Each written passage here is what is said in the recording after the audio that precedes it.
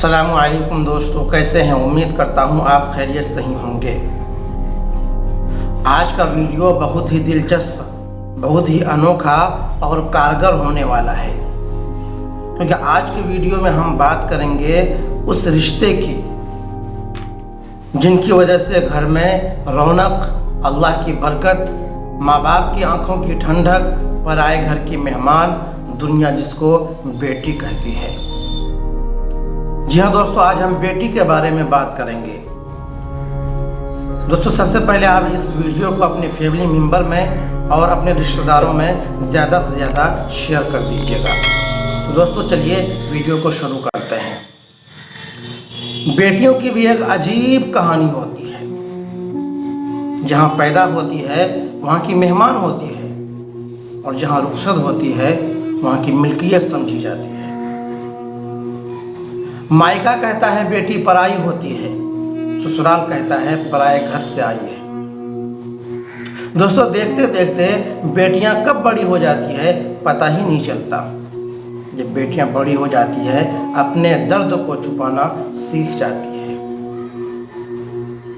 ابھی بھی دنیا میں بہت سارے لوگ ایسے ہیں جو بیٹی کی پیدائش کو عیب سمجھتے ہیں اور کہتے ہیں کہ بیٹے وہ کر سکتے ہیں جو بیٹیاں نہیں کر سکتی ہیں۔ بالکل غلط کہتے ہیں۔ بیٹیاں بیٹے تو نہیں بن سکتے، لیکن بیٹیاں وہ کر سکتی ہے جو بیٹے کرنے کو سوچ بھی نہیں سکتے۔ بیٹے اکثر باپ کی زمین بانٹ لیتا ہے، پر بیٹیاں باپ کا دکھ بانٹ لیتی ہیں۔ دنیا میں سب سے زیادہ تکلیف اٹھاتی ہے وہ بیٹیاں ہی اٹھاتی ہیں۔ سسرال جانے کے بعد اپنے بھائی بہن، رشتہ دار، ماں باپ کو چھوڑ کر ایک نئی جگہ جانے کے باوجود اپنے آپ کو اس فیملی میں ایڈجسٹ کرتی ہے اور سب کی باتوں کو سن کر چپ رہتی ہے۔ کبھی ساس کی باتیں، کبھی سسر کی باتیں، کبھی نند کی باتیں۔ اگر شوہر سمجھدار نہ ہو تو شوہر کی باتیں سننی پڑتی ہیں۔ ان تمام باتوں کو سن کر چپ رہتی ہے، صرف اس لیے کہ اس کے باپ کی عزت پر کوئی انگلی نہ اٹھائے۔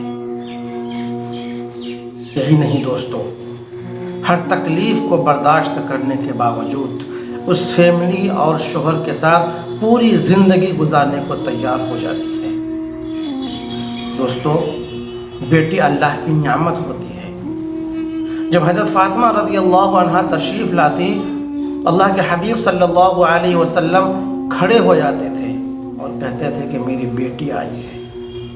دوستو، گھر میں درخت اور بیٹی کا ہونا بہت ہی ضروری ہے، کیونکہ درخت دھوپ میں سایہ دیتا ہے اور بیٹیاں دکھ میں ساتھ دیتی ہے۔ اسی لیے دوستو، بیٹیوں کی عزت بھی کریں اور محبت بھی۔